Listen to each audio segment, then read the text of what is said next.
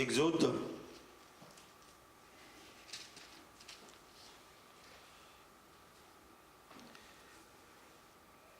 Chapitre 19, verset 6, la Bible nous dit ceci. Vous serez pour moi un royaume de sacrificateurs et une nation sainte. Voilà les paroles que tu diras aux enfants d'Israël. Ici est l'alliance que l'Éternel conclut avec Israël sur le mont Sinaï. Et dans cette alliance, Dieu dit à Moïse, dit au peuple d'Israël que vous allez être un royaume de sacrificateurs. Donc là, le Seigneur, en les faisant sortir d'Égypte, il a un plan. Et ce plan se résume à confier à son peuple une royauté. Cela veut dire que le Seigneur les a fait sortir pour faire d'eux un royaume. Amen, amen. Cela veut dire que Dieu, déjà dans son plan principal, il visait un royaume.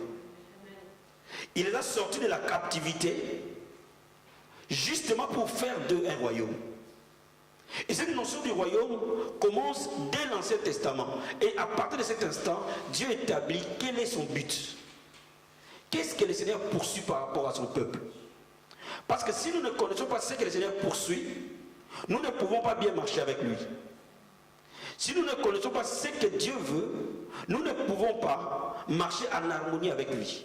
Mais ici, le Seigneur dit aux enfants d'Israël, je ferai de vous un royaume. Et vous serez une nation sainte. Cela veut dire que Dieu vise à avoir un peuple à son nom. Dieu vise à avoir une nation qui lui appartient. Dieu cherche un peuple qui va porter son nom. Et là, il commence par Israël. Mais tout au long de la Bible, les prophètes ont parlé d'un royaume. Les prophètes ont parlé d'une nation. Regardons un peu ce que le prophète Daniel dit par rapport au royaume de Dieu. Dans Daniel chapitre 2,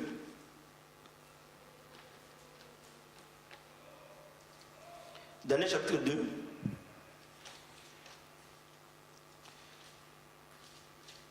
lorsque nous lisons le verset 44, la Bible nous dit ceci. Dans le temps de ces rois, le Dieu de cieux suscitera un royaume qui ne sera jamais détruit et qui ne passera point sous la domination de notre peuple. Ce royaume brisera et détruira tout le royaume là et lui-même subsistera éternellement. Donc ici le prophète Daniel amène un éclaircissement nouveau à ce que Dieu avait déjà dit à Moïse. Que vous serez un royaume pour moi, vous serez une nation pour moi, vous serez un peuple pour moi. Et ici le prophète Daniel dit que vers la fin des temps, Dieu suscitera un royaume. Mais ce royaume n'aura jamais de fin. Ce royaume ne sera jamais temporaire. Ce royaume ne sera jamais détruit par un autre royaume. Ce royaume subsistera éternellement. Amen. Donc ici le prophète Daniel montre encore le plan de Dieu d'avoir un peuple, d'avoir une nation. Et nous verrons dans ce message pourquoi Dieu veut un peuple, pourquoi Dieu veut une nation. Et il dit au chapitre 7 encore, toujours dans le même livre, le verset 18, et ce verset nous allons bien l'analyser. La Bible nous dit ceci. Mais les saints du Très-Haut recevront un royaume et ils posséderont le royaume éternellement, d'éternité en éternité. Il a dit à Moïse, je ferai de vous un royaume de sacrificateurs, une nation sainte. Cela veut dire que ce royaume sera caractérisé par la sainteté. Et la Bible nous dit que les saints auront un royaume et ce royaume, il sera éternel. Alléluia. Alléluia. Bien aimé, La réalité spirituelle est que le monde est divisé en France, Belgique, Congo, Côte d'Ivoire, Burkina Faso, Haïti, États-Unis. Ça, ce sont des répartitions de pouvoirs physiques. Mais le monde spirituel est constitué de royaumes. Et nous devons savoir dans quel royaume nous sommes, comment bénéficier de ces royaumes pour en tirer profit. Et ici, Dieu établit clairement que j'établirai un royaume. Et ce royaume subsistera. Donc toi et moi, quand Dieu nous appelle, nous possédons un droit de cité. Quand Dieu nous sauve, il nous donne une identité. Quand Dieu nous sauve, nous naissons dans un royaume. Et nous devenons citoyens de ce royaume. Et c'est ce royaume-là, et c'est pour ce royaume-là que Jésus est venu. C'est pour ce royaume-là qu'il est mort à la croix. C'est pour ce royaume-là que le Saint-Esprit est venu. C'est pour ce royaume-là que les prophètes sont venus. C'est pour ce royaume-là que les hommes, les rois sont venus. Ils sont venus pour établir un royaume. Et pendant cet enseignement, nous verrons les principes de ce royaume et comment ce royaume fonctionne. Et lorsque nous savons fonctionner dans ce royaume, nous ne pouvons que rayonner, nous ne pouvons que réussir, nous ne pouvons que vaincre cette terre des hommes. Donc bien aimé, je vais te dire quelque chose. Quand Jésus-Christ dit, vous êtes dans ce monde, vous n'êtes pas de ce monde, il fait allusion à ce royaume, qui est à la base invisible, mais qui existe. Quand Pilate pose la question à Jésus-Christ, es-tu roi? Il dit à Pilate, mon royaume n'est pas de ce monde. Cela veut dire, il n'a pas nié qu'il était roi. Il n'a pas nié qu'il n'y avait pas de royaume. Mais il dit à Pilate, mon royaume n'est pas de ce monde. Mais ce royaume existe. Alléluia. Alléluia. Bien aimé, beaucoup de chrétiens sont ignorants de leur identité. Dès l'instant où nous sommes ignorants de notre identité, nous ne pouvons plus marcher avec Dieu. Dès l'instant où nous sommes ignorants de ce que nous sommes, au regard de la parole de Dieu, nous ne pouvons plus voir la gloire de Dieu. Nous chercherons à vivre dans le monde, mais n'étant pas de ce monde. Est-ce que vous me saisissez? Est-ce que vous me saisissez? Donc là, on voit dans la Bible la notion de royaume. Israël était un royaume qui préfigurait un autre royaume. Israël était un royaume physique, mais qui cachait une réalité spirituelle d'un royaume plus grand et plus puissant. Et c'est ce royaume-là que Jésus-Christ est venu. Et quand il est venu, et nous allons bien voir dans Matthieu chapitre 6, c'est lui qui est venu vraiment introduire ce royaume. C'est lui qui est venu vraiment éclairer ce royaume. Amen. Matthieu chapitre 6.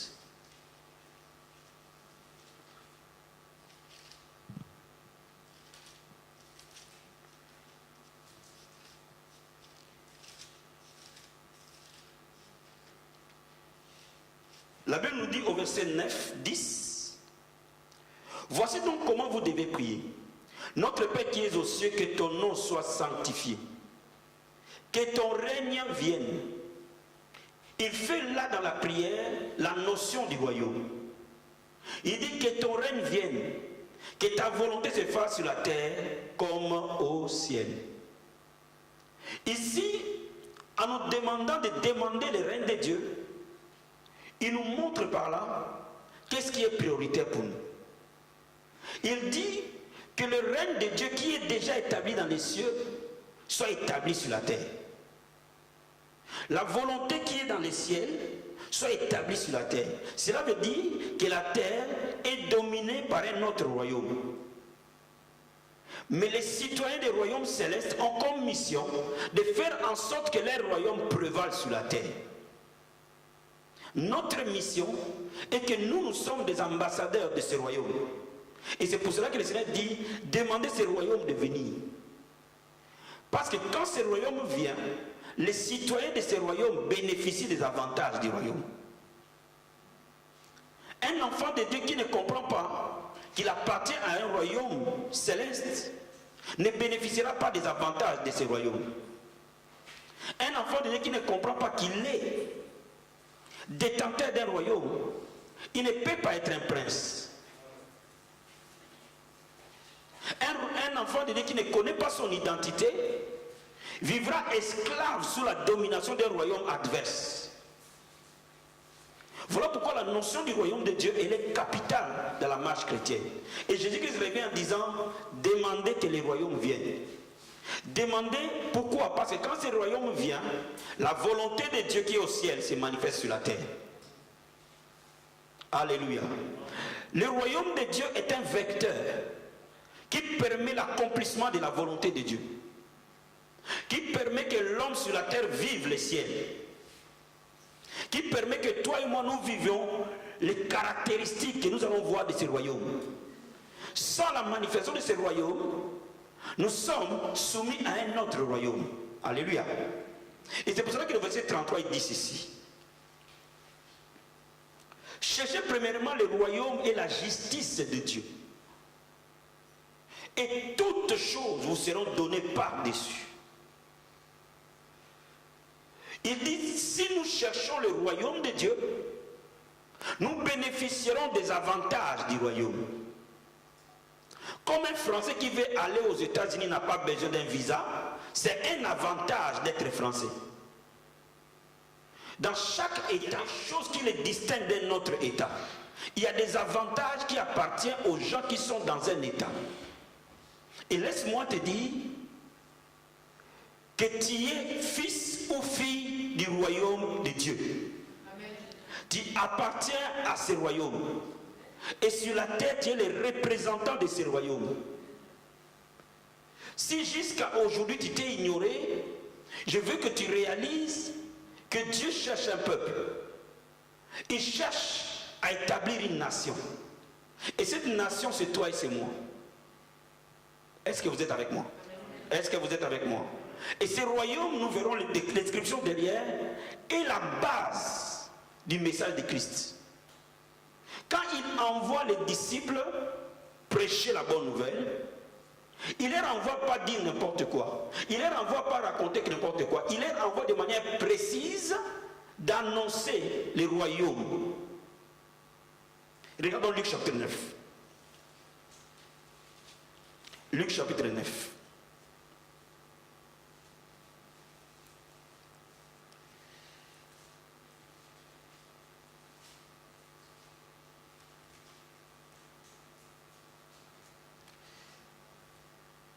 Verset 2, la Bible dit ceci.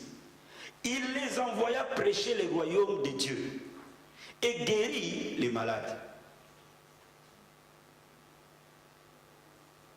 Il les envoya prêcher le royaume.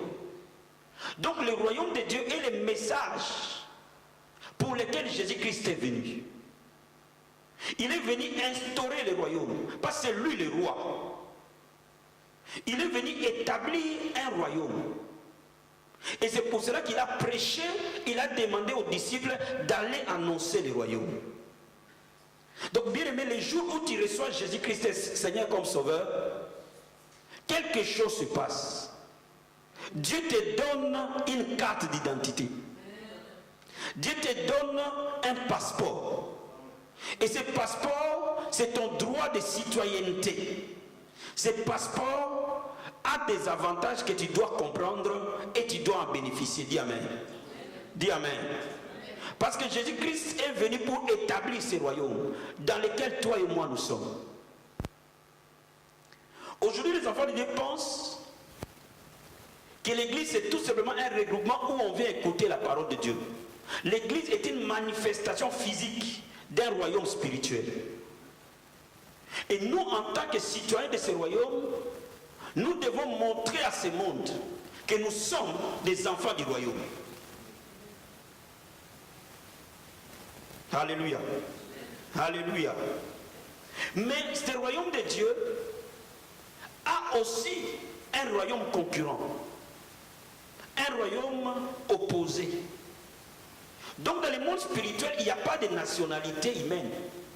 Dans le monde spirituel, il n'y a que deux identités. Soit tu es dans le royaume de Dieu, soit tu es dans le royaume du diable.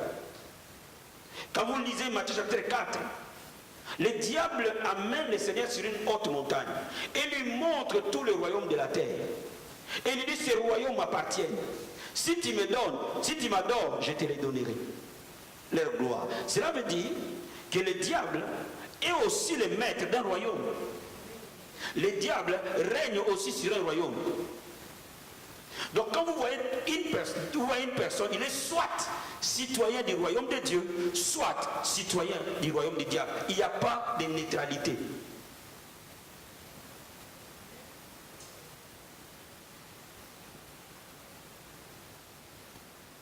S'il ne craignait pas sur le royaume de ce monde, il n'aurait jamais offert cela à Jésus-Christ. S'il a offert cela au Seigneur, parce qu'il savait qu'il était le maître de ce royaume. Mais laisse-moi te dire, dans le royaume du diable, il y a la maladie. Dans le royaume du diable, il y a la mort. Dans le royaume du diable, il y a la pauvreté. Dans le royaume du diable, il y a les phénomènes contre nature. Dans le royaume du diable, il y a les péchés qui règnent. Dans le royaume du diable, il y a la destruction qui règne. Et si tu veux vivre dans la gloire de Dieu, tu dois comprendre que Dieu ne peut pas te donner ce qu'il n'a pas. Amen. Dieu ne peut pas nous donner la maladie parce que la maladie n'est pas dans son royaume. Amen. Dieu ne peut pas nous donner la pauvreté parce que la pauvreté n'est pas dans son royaume. Amen. Dieu ne peut pas nous tenter parce que dans le royaume de Dieu, les péchés n'existent pas. Dieu ne peut pas te donner le divorce parce que dans le royaume de Dieu, le divorce n'existe pas. Dieu ne peut pas te donner la mort parce que dans le royaume de Dieu, la mort n'existe pas. C'est pour cela que Jésus-Christ était capable de dire que ceux qui croiront en moi ne mourront point. Même s'ils meurent, ils reviendront à la vie. Pourquoi? Parce que dans le royaume de Dieu, la mort ne sera pas là. Et c'est pour cela que l'apôtre Paul était capable de dire que nous qui resterons, à un instant, nous nous dépouillerons de ce corps et nous nous envolerons dans les cieux pour rencontrer le Messie. Pourquoi? Parce que dans le royaume de notre Père, la mort n'existe pas. Nous quittons l'état où nous sommes pour entrer dans un autre état. Quand vous êtes dans le royaume de Dieu, les anges ne meurent pas. Pourquoi? Parce que dans ce royaume, il n'y a pas mort, il n'y a pas destruction, il n'y a pas corruption.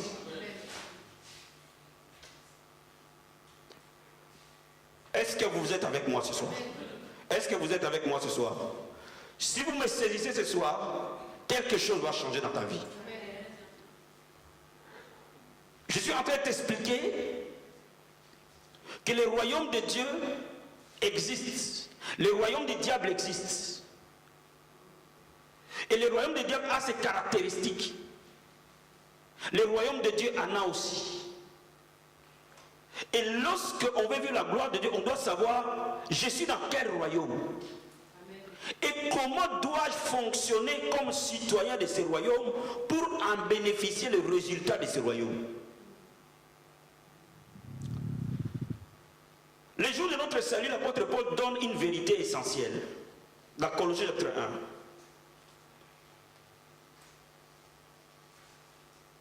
Colossiens chapitre 1.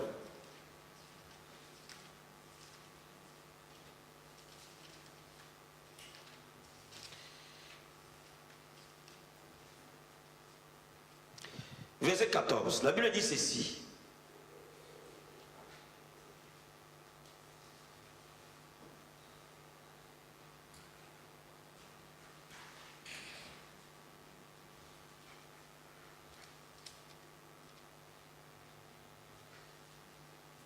Épître des Colossiens,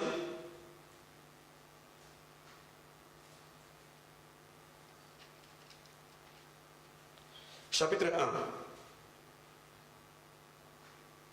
Je vais prendre le verset 13 plutôt. Il nous a délivrés de la puissance des ténèbres et nous a transportés dans le royaume de son Fils bien-aimé. Le jour de notre salut, nous avons quitté un royaume vers un autre royaume. Il nous a délivrés là où nous étions captifs et nous a donné une autre identité. Il nous a transportés dans un royaume. Il nous a transportés dans une cité. Il nous a transportés dans une nation. Et cette nation, c'est la nation de son Fils bien-aimé. Voilà pourquoi toi et moi, nous ne pouvons pas être des chrétiens puissants, des chrétiens impactants, si nous ne savons pas au départ qui nous sommes. Nous sommes des citoyens célestes sur terre en train de manifester la gloire, la beauté et la puissance de ce royaume. Notre mission est que Dieu veut que chacun de nous, partout où il est, le monde voit qu'il est fils du royaume. Notre mission est que partout où nous sommes, que les gens réalisent que nous sommes des citoyens célestes. Mais laisse-moi te donner quelques caractéristiques de notre royaume. Amen. Dans le royaume de Dieu, il y a un roi. Et ce roi s'appelle Jésus-Christ de Nazareth. C'est lui notre roi. C'est lui qui règne sur nos vies. C'est lui qui est le maître et le seigneur de notre vie. Voilà pourquoi, comme dans tout royaume, quand nous nous approchons d'un roi, nous devons le vénérer. Voilà pourquoi l'adoration est une clé essentielle dans notre royaume. Parce que nous ne pouvons pas nous approcher de notre roi sans le vénérer. Et c'est pour cela que le peuple qui sait adorer est un peuple qui sera toujours puissant. Lorsque vous êtes dans ce royaume, vous devez savoir adorer. Parce que vous avez un roi. Et vous ne pouvez jamais vous tenir devant ce roi-là sans le vénérer. Dans notre royaume, nous avons une constitution. Comme dans toute nation, il y a une constitution. La parole de Dieu est notre constitution. La parole de Dieu est constituée de lois qui régissent notre royaume. Notre roi nous a donné une constitution qui nous montre comment on vit dans notre royaume. Comme tout transgresseur de la loi est en prison, si tu es enfant de Dieu et tu vis en contradiction avec la parole de Dieu, tu seras emprisonné par le diable. Pourquoi? Parce que la loi ne te protégera pas. Est-ce que quelqu'un peut comprendre ce soir? Quelqu'un me comprend ce soir? Dans notre royaume, nous avons les principes fondamentaux. Nous avons un roi qui est Jésus. Nous avons sa parole qui est notre constitution, qui nous définit comment on vit dans les royaumes. Comment on pense dans les royaumes, comment on parle dans les royaumes. Vous voyez, beaucoup d'enfants de Dieu vivent les souffrances parce qu'ils vivent en contradiction avec leur propre identité. Lorsque nous ne vivons plus en harmonie avec l'identité de Dieu, nous sommes emprisonnés. Qui va en prison? C'est celui qui transgresse la loi. La prison est là pour punir tout citoyen qui transgresse la loi. Il va passer son temps en prison. De la même manière, bien aimé, la prison de la maladie ne vient que quand tu transgresses la loi. La prison de la pauvreté ne vient que quand tu transgresses la loi. La prison du divorce ne vient que quand tu transgresses la loi. Tout ce qui est prison ne vient que lorsque tu vas en contradiction avec les règles qui nous régissent. Tu ne peux pas être un citoyen d'un royaume et ne pas marcher en harmonie avec les règles. Et Dieu nous a donné sa constitution pour que nous vivions par elle. Donc, bien aimé, lorsque nous voulons bénéficier du royaume, la Bible dit, cherchez premièrement le royaume de Dieu et sa justice. Et tout le reste des choses vous sera donné par-dessus. Cela veut dire quoi? Cela veut dire, laisse-moi t'expliquer une chose. Dans le royaume de Dieu, on ne manque pas. Et c'est pour ça que Jésus pouvait dire à ses disciples, si vous êtes dans les royaumes, vous n'allez pas manquer. Toute chose vous sera donnée. Parce que dans ces royaumes, les anges de Dieu sont au service des citoyens de ces royaumes. Et ils exécutent les ordres pour notre bien-être. Alors si tu veux vivre la vie du royaume, tu dois marcher en harmonie avec la parole. Voilà pourquoi un enfant de Dieu ne doit pas jouer avec la parole de Dieu. La parole de Dieu doit être le centre, la base, la fondation de notre foi chrétienne. Doit être l'autorité finale. Comme une constitution, elle est l'autorité finale d'une nation. Dans notre royaume, la parole de Dieu est l'autorité finale. Cela veut dire que ce que Dieu dit, je le crois, c'est tout. Ce que Dieu dit dans sa parole, j'obéis, c'est tout. Ce que Dieu interdit dans la parole, j'obéis, c'est tout. Dans notre royaume, nous avons une monnaie. Comme tout pays a une monnaie, pour qu'il y ait des échanges, pour que nous achetions des choses, pour en bénéficier. Dans notre royaume, notre monnaie, c'est la foi.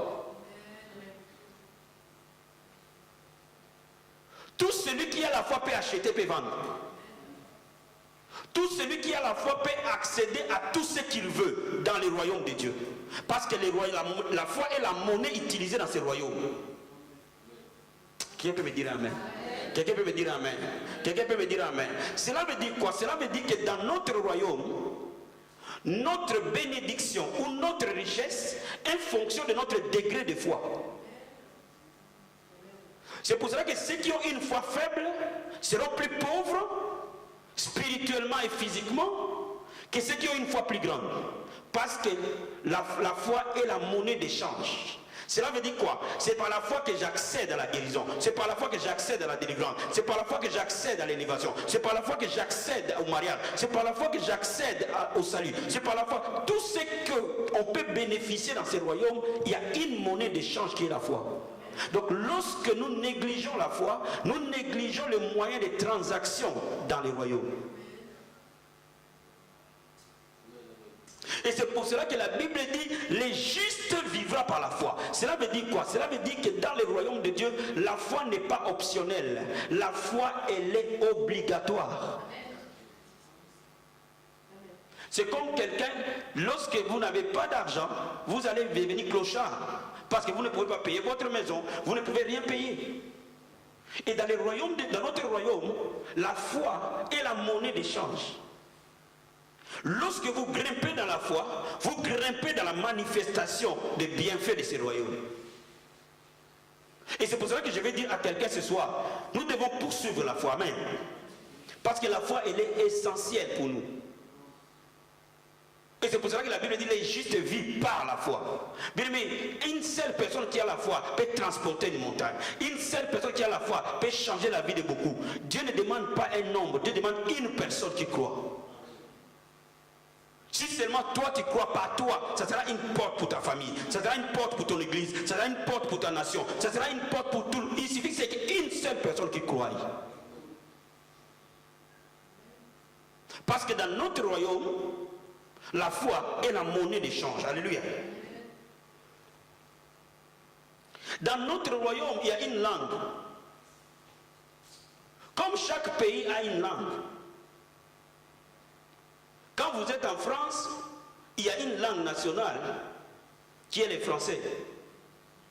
Et quand vous arrivez au Congo, vous allez trouver le lingala. Pour que les citoyens de la même nation communiquent.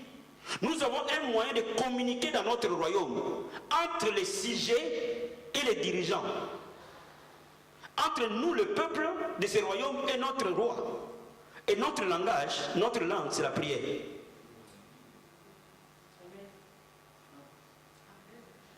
Dans le royaume de Dieu, la prière est le langage pour communiquer avec notre Créateur, avec notre Maître. Voilà pourquoi plus un enfant de Dieu prie, plus il va communiquer avec le Seigneur. Plus il va communiquer avec le Seigneur, plus il sera proche de lui. Et plus il va être proche de lui, plus il lui ressemblera. Laisse-moi te dire quelque chose. Notre chair aura toujours tendance à nous amener à marcher en contradiction avec notre royaume.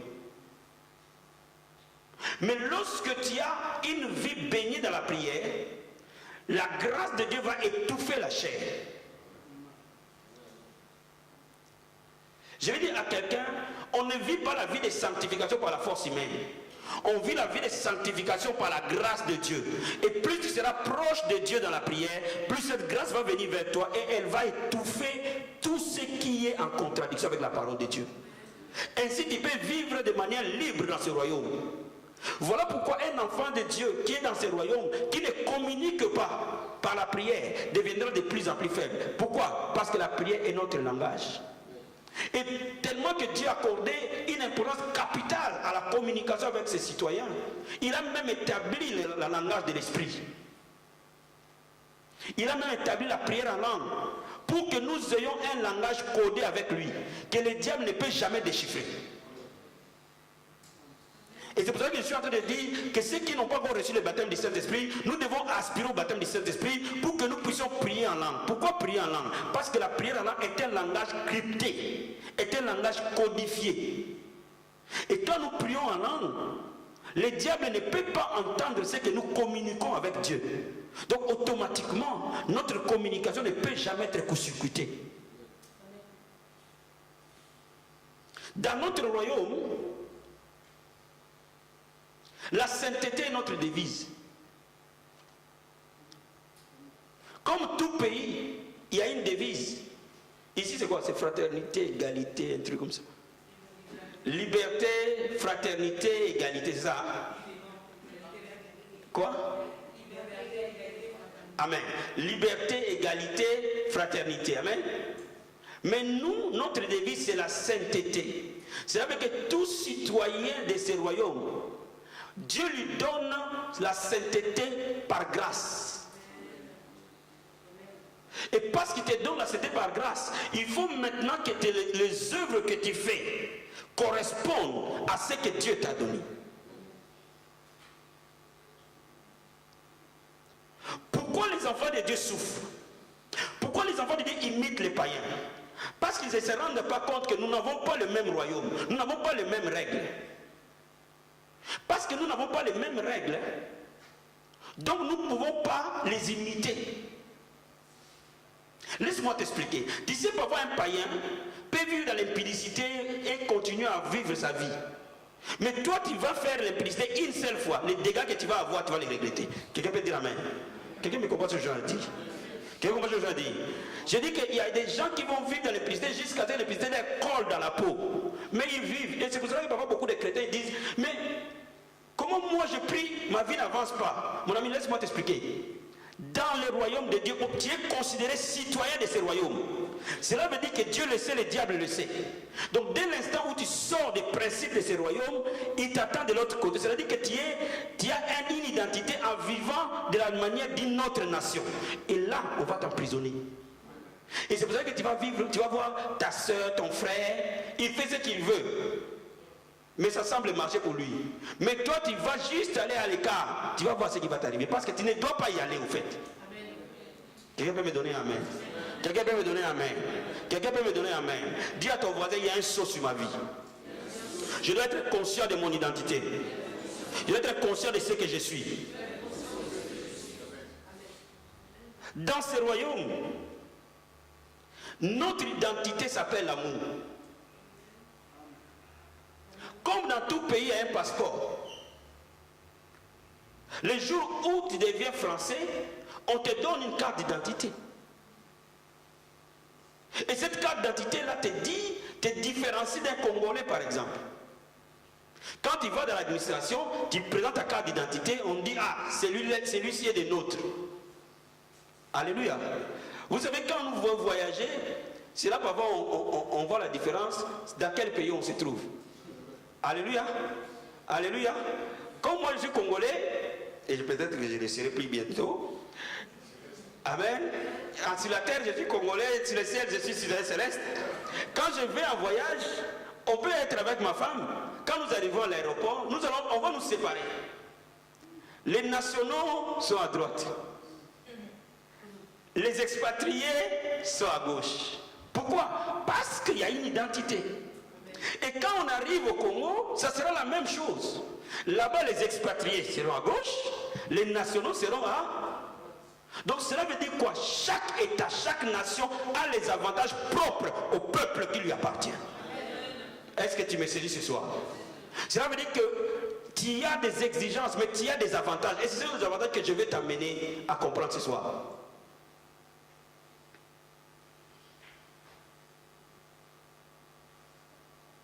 Donc je te dis que la prière est notre langage, la parole de Dieu est notre constitution, l'amour est notre identité. Cela veut dire que lorsque tu ne vis pas dans l'amour, tu n'es pas citoyen céleste. Voilà pourquoi quand on sort de l'amour, tous les problèmes nous arrivent. Parce que nous effaçons par là notre propre identité. Quand nous sortons de l'amour, tous les dégâts nous arrivent. Pourquoi? Parce que nous effaçons par là notre propre identité. Mais quand nous vivons en harmonie avec notre royaume, c'est à ce moment-là que toutes les promesses de Dieu s'accomplissent. Parce que la Bible nous dit que la guérison est le pain des enfants. Cela veut dire que tu as le droit d'être guéri. Toutes les fois que tu tombes malade, c'est un devoir aux anges de veiller à ta guérison dès l'instant où tu le demandes avec foi. Toutes les fois que tu manques quelque chose, et c'est ce qui a expliqué tous les miracles que le Seigneur Jésus a fait. Ça a expliqué exactement la nature de ce royaume. Quand les gens ont manqué de pain, il l'a multiplié. Parce que dans le royaume de Dieu, c'est l'abondance. Voilà pourquoi lorsque des factures deviennent difficiles à payer, bien mais tu sais qui tu es. Et mets-toi à genoux, dis au Seigneur que ces factures doivent être payées. Ils sont censés être payés et elles seront payées. Quelqu'un peut me donner un amen? Quelqu'un peut me donner un amen? Dans le royaume de Dieu, les ressources sont inépuisables. Laisse-moi dire à quelqu'un ce soir. Le monde matériel a des ressources limitées. Mais le ciel n'a pas de ressources limitées. Quand cette femme est allée voir Élisée et lui a dit que l'huile manque, que je n'ai pas de quoi payer, il dit qu'est-ce que tu as chez toi? Il dit j'ai un tout petit peu d'huile. Il dit va prendre des vases et commence à verser sur ces vases. C'est-à-dire que dans le royaume de Dieu, les ressources sont illimitées. Jusqu'à ce que tu n'aies plus de vases à mettre, les ressources continueront à couler. Laisse-moi te dire, dans le royaume de Dieu, tu ne peux pas manquer un mari. Quelqu'un peut me dire amen? Quelqu'un peut me dire amen? Dans le royaume de Dieu, Batula Ate, dis amen. Qui comprend ce que je dis Kotula? Dans le royaume de Dieu,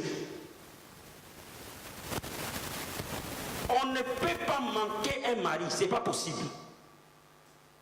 Parce que dans ce royaume, les ressources sont illimitées. Cela veut dire qu'il y a un mari qui te correspond, ça c'est sûr et certain. Voilà pourquoi un enfant de Dieu ne peut pas se mettre au rabais. Il dit, ah, le temps est passé, je tombe sur le premier venu. Non, non, non, non, non. Parce que dans le royaume de Dieu, tu as de la valeur, frère. Tu as de la valeur, ma soeur. Tu n'es pas quelqu'un à prendre au rabais, dis amen. Et quand tu as de la valeur, Dieu va t'accorder tout ce que tu vas désirer. Ma soeur, laisse-moi te dire, ton mariage est là, dans le royaume de Dieu. Tu n'as pas besoin de faire des courbettes pour se marier. Tu n'as pas besoin de vendre ton corps pour se marier. Tu n'as pas besoin de supplier quelqu'un pour se marier. Parce que ton mariage existe et l'homme que Dieu a prévu pour toi existe parce que les ressources ne sont jamais finies. Dans le royaume de Dieu, le travail ne finit jamais.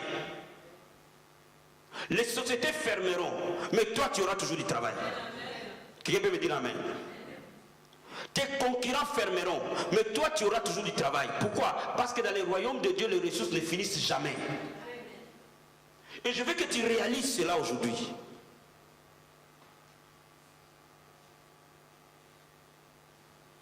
En aucun cas, un ange viendra sur terre dire qu'on fait grève parce que papa Dieu n'a pas pu nous payer. Ça ne se produira jamais. Pourquoi? Parce qu'ils vivent dans le royaume de Dieu. Parce qu'ils sont dans un royaume céleste. En aucun cas, un ange viendra et vous dire, j'ai un problème d'une jambe, j'ai un problème d'un dos, j'ai un problème d'un bras. Parce que les ressources ne finissent jamais. Laisse-moi te dire, aujourd'hui, tu peux reprogrammer ta vie au succès. Parce que dans ce royaume-là, il n'y a qu'un seul mot, le succès et la réussite. Et ce royaume, c'est là où tu es. C'est là où Dieu te voit. C'est là où il t'a planté. Voilà pourquoi je sais une chose. Que lorsque nous marchons avec Dieu, nous irons de gloire en gloire. Nous irons de conquête en conquête. Partout où les gens de ce monde n'arrivent pas à passer, mon frère, tu as un passeport sur ton front. Et ce passeport-là, les anges l'honoreront partout où tu seras. Parce que tu es un prêtre de ce royaume. C'est pour ça que la Bible dit l'ange de l'Éternel campe. Comme tout chef est gardé, Dieu a prévu à ce que tu sois gardé à chaque moment, à chaque instant.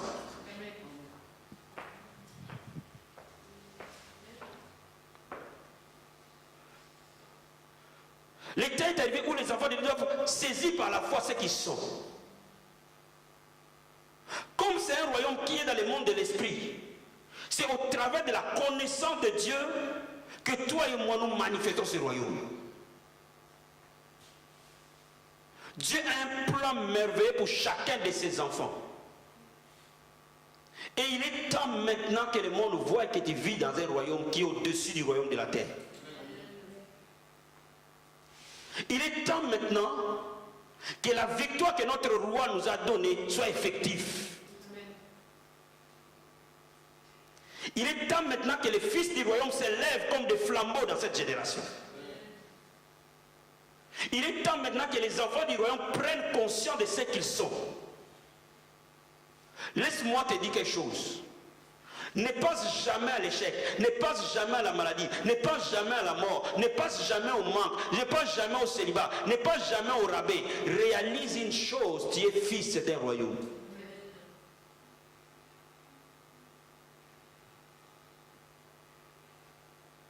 Maintenant, la question que vous pouvez me poser avant qu'on se mette à prier. Peut-être ça fait des années que je suis dans le royaume. Pourquoi je ne montre pas les preuves de ce royaume?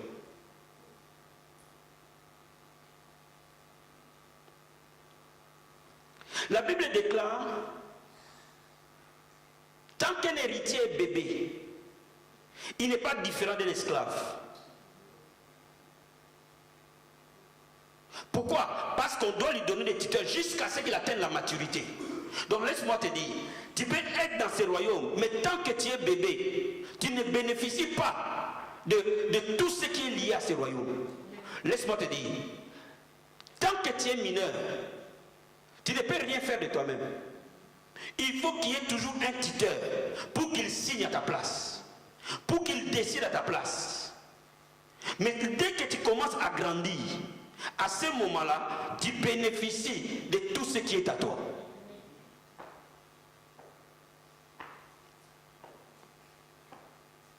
Je m'explique. Un père peut laisser de l'héritage à son fils. Une belle maison, des comptes remplis en banque, mais le fils a 3 ans. Tant qu'il aura 3 ans, il ne peut pas bénéficier de ce qui lui appartient de manière personnelle. Il faut qu'il y ait un tuteur qui décide à sa place. Même s'il a des millions, c'est un tuteur qui va lui dire tu as droit à 10 euros, pas plus. Mais les jours où jamais cet héritier arrive à atteindre 18 ans, c'est ces jours-là qu'il va bénéficier de ces millions et en faire ce qu'il veut. Cela est aussi vrai dans le monde spirituel. Tant que tu ne grandis pas dans la marche chrétienne, tant que tu es bébé dans la foi, ton ancienneté ne te servira à rien.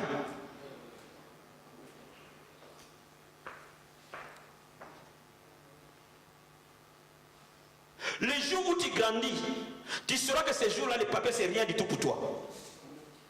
Le jour où tu grandis, ces jours-là que tu sauras que tu n'as pas besoin de faire des tirés comme ça pour que tu attires l'attention de quelqu'un.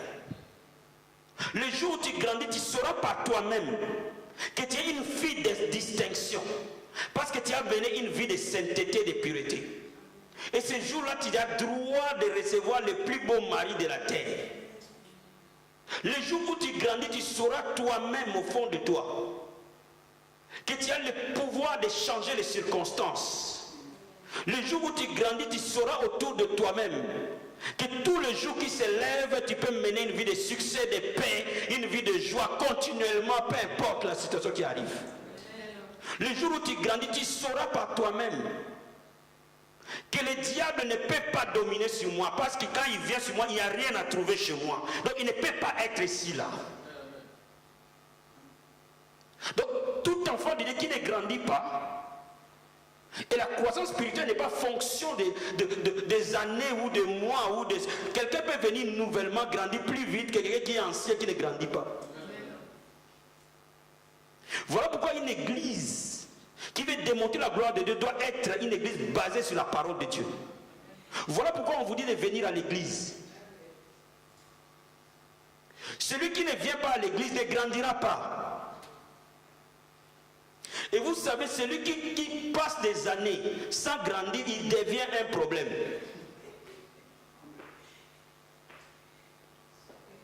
Vous savez, tout ce qui est né est censé grandir. Quand un enfant a 3 ans, il ne marche pas, il devient un problème. Quand un enfant a 2 ans, il ne parle pas, les parents ne vont plus dormir. Ils disent peut-être qu'il est muet.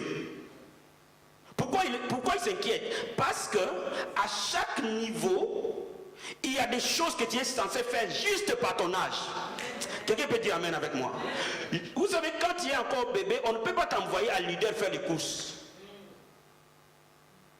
On doit te donner des compotes. Tu veux compote? Tiens.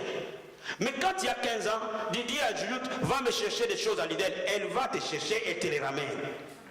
À ce moment-là, il y a des dimensions que tu accèdes juste par ta croissance.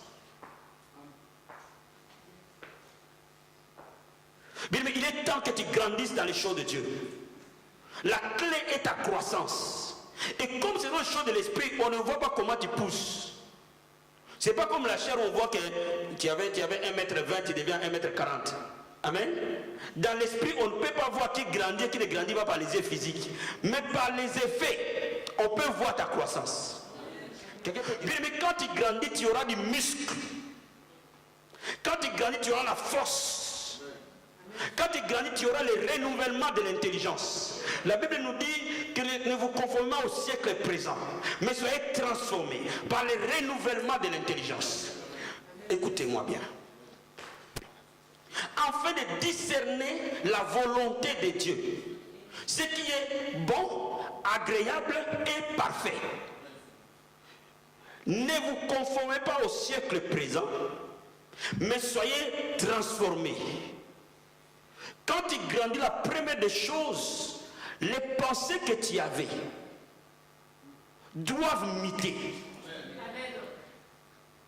Celui qui grandit, vous savez, les pensées, c'est un système qui te conditionne. Les pensées, c'est quoi? C'est ce que tu as vécu, c'est ce que tu as entendu, c'est l'environnement dans lequel tu as vécu. C'est ce qui vient ton système de pensée. Et ce système de pensée, c'est ce qui te bloque pour ne pas connaître la volonté de Dieu.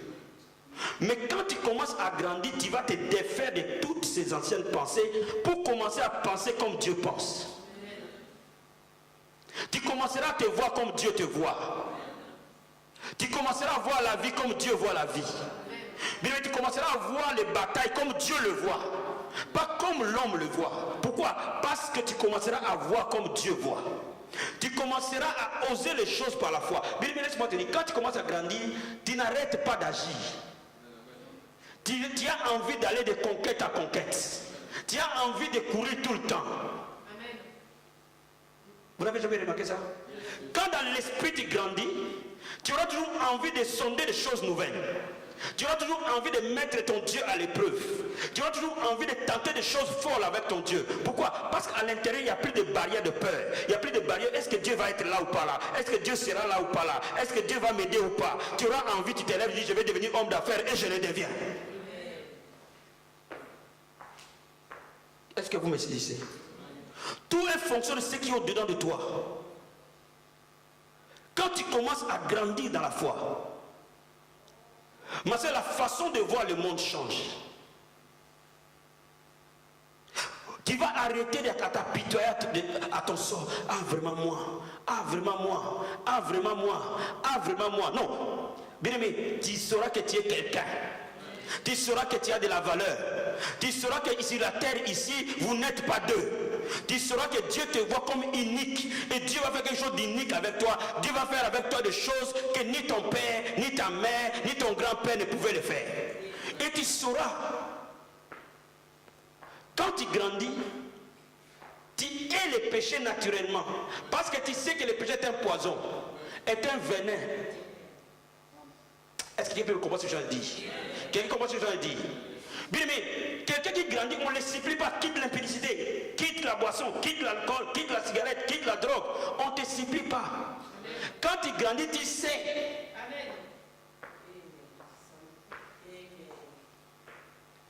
Tu sais que toutes les fois que je vais dans ce chemin, je suis en train de m'auto-détruire.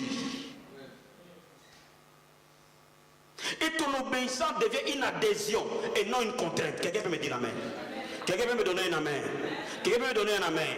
Bien aimé, je suis en train de te dire quelque chose.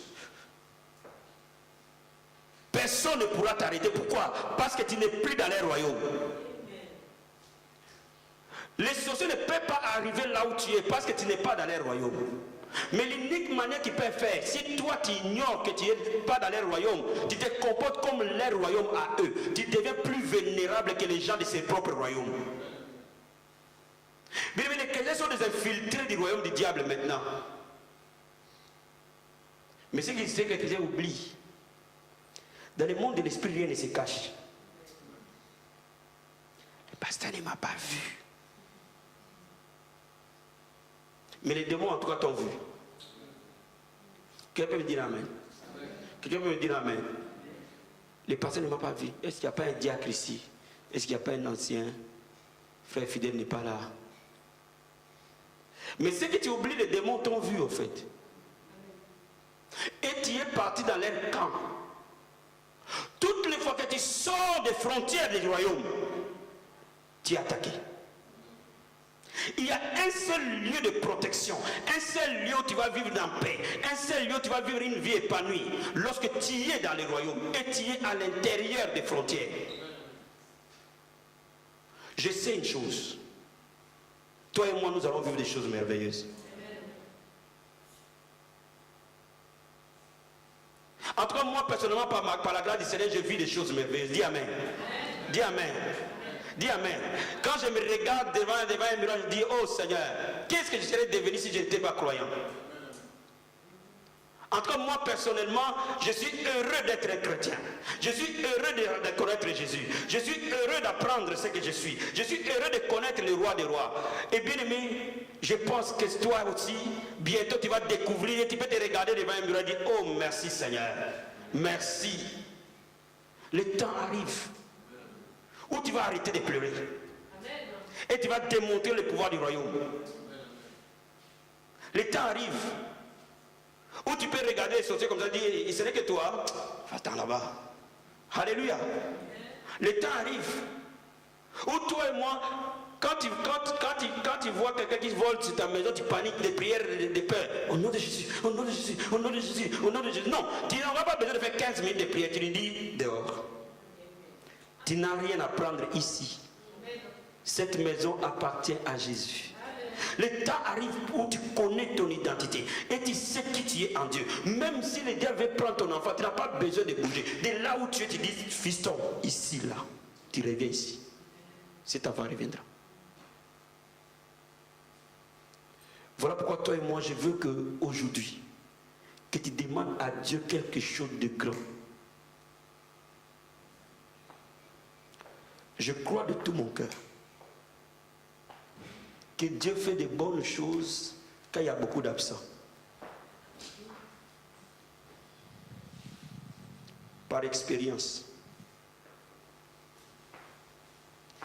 Ce soir, des miracles vont se produire dans vos vies. Quelqu'un peut me dire amen. Quelqu'un peut me dire amen. Quelqu'un peut me dire amen. Parce que la parole de Dieu ne revient pas à Dieu sans avoir accompli ce à quoi il a été destiné. Donc aujourd'hui, tu es un enfant du royaume. Aujourd'hui, tu vas bénéficier des avantages du royaume. Aujourd'hui, dans ce royaume, on dit celui qui demande, on lui donne. On n'a pas dit, on analysera si ta demande est difficile ou pas. Dans le royaume de Dieu, il n'y a aucune demande difficile. Le Seigneur m'a dit une chose. Aucun homme ne peut par son intelligence concevoir quelque chose que moi je ne peux pas faire. Non, vous comprenez ce que je dis?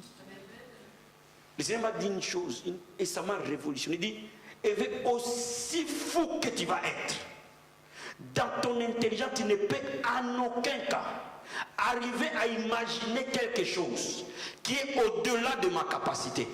Ton intelligence ne peut jamais l'imaginer.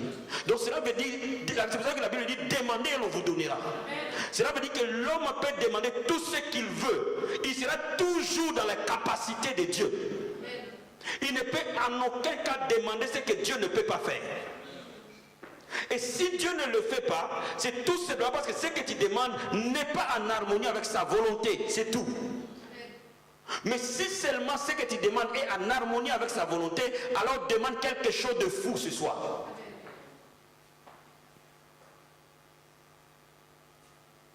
Je veux que ce soir, que tu réalises au fond de toi que Dieu t'a donné un royaume.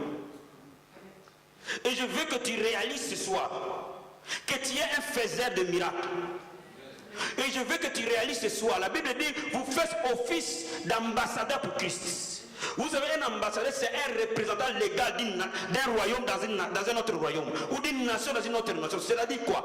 Dans cette nation, il est investi de tous les pouvoirs possibles pour dire et agir au nom de cette nation. Cela veut dire quoi? Cela veut dire qu'ici sur terre, nous sommes investis de toutes les capacités d'engager les ciels. Donc, bien aimé, provoque que le ciel t'en suive. Provoque un changement et le ciel te suivra. Et je veux que tu dises au Seigneur, aujourd'hui, ce mois-ci, je veux voir ça. Je veux que tu sois précis. Je veux que tu délimites le temps. Et je veux que tes yeux le voient.